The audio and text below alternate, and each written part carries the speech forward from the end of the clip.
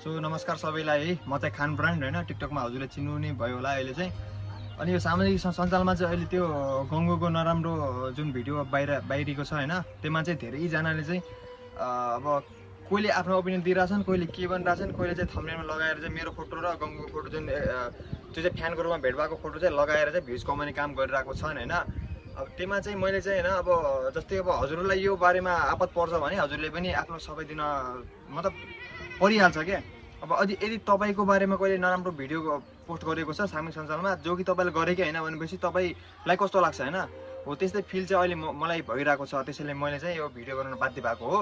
र त्यो बेला चाहिँ अब खासमा कुरो के हो भन्दाखेरि, सबभन्दा मेन म्याटर भनेको कुरो के हो त भन्दाखेरि, हामी चाहिँ तिनजना साथी भएर चाहिँ अब हाम्रो टक्क लाएर 2023मा चाहिँ हामी इलाम झापा अनि हाम्रो चाहिँ दार्जिलिङको टुर थियो होइन। सिर्फ हामी तिनजना साथी गएको थियौँ, त्यो पनि बोइज है, गर्ल्स कोही पनि थिएन र हाम्रो कुनै स्कुलको टुर पनि थिएन, न कोही संस्थाको टुर थियो। बस हामी तिनजना केटा मात्र गएको थियौँ होइन। अनि त्यहीमा चाहिँ जाँदाखेरि हामी गङ्गु छेत्रीमा अभियसली पहिला चाहिँ धेरै नै अब उहाँको टिकटकहरू देखिसकेपछि जसले पनि अब मन पराइहाल्ने जस्तो वातावरण थियो क्या। उति बेला चाहिँ गङ्गु छेत्रीलाई लाइक नेसनल क्रस जस्तो भने पनि भइगयो होइन। अनि त्यसपछि म पनि फ्यानै थिएँ त्यति बेला होइन। अनि त्यसपछि चाहिँ अब म गइसकेपछि हामी सबै घुमेर टक्क लाएर भइसकेपछि चाहिँ अब उहाँलाई चाहिँ पहिला हामी दुधे आएर सोध्यो होइन, गङ्गु छेत्रीको घर कहाँ छ यताउता बारेमा चाहिँ सोधिसकेपछि चाहिँ टक्क लाएर चाहिँ हामीले भेटाइसकेपछि चाहिँ अनि उहाँले हामीलाई क्याफेमा बोलाउनु भयो। अनि क्याफेमा गएर चाहिँ हामीले जस्ट फोटो सुटिङ गरेको हो, अनि एक दुईवटा भिडियो बनाएको, टिकटक भिडियो जस्ट होइन। अनि फोटो खिच्नुमा चाहिँ हल्का मेरो गल्ती नै भएको हो। अब त्यस्तो फोटो चाहिँ सामाजिक सञ्जालमा नखिच्नु पर्ने हो र लिक पनि नगर्नु पर्ने हो। त्यति बेला चाहिँ अब मैले चाहिँ लिक गरिदिएँ होइन। अनि त्यो लिक गरिसकेपछि चाहिँ धेरैजनाले चाहिँ गङ्गु छेत्रीको बोयफ्रेन्ड ए नै रहेछ भनेर चाहिँ उ गरेर आएको थियो। अनि अरू फेक अकाउन्टलाई पनि हालिरहेको थियो होइन। अनि त्यो भिडियो चाहिँ अब त्यति बेला जति अब माथि पुग्यो, अब जति टिकटकले बुस्ट गर्यो त्यतिमा चाहिँ सीमित भएको थियो होइन।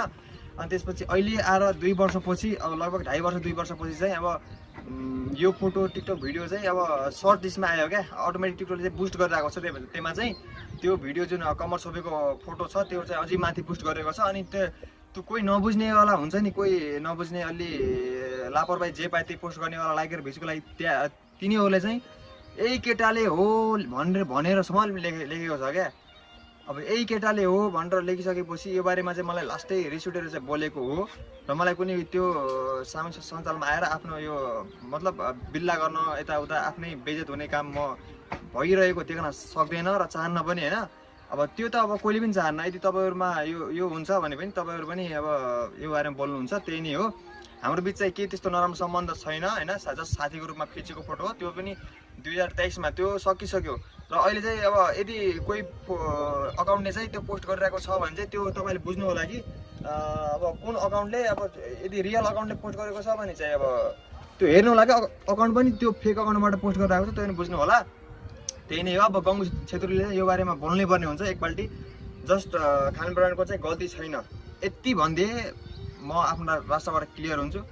तबसम्म यो के अरे नेपाली जनताहरूमा अब कोहीले अब 50%ले हो भन्छ, 50%ले होइन भन्छ, त यो कुरा चाहिँ हुँदै होइन। त्यही हो, अब त्यही हो।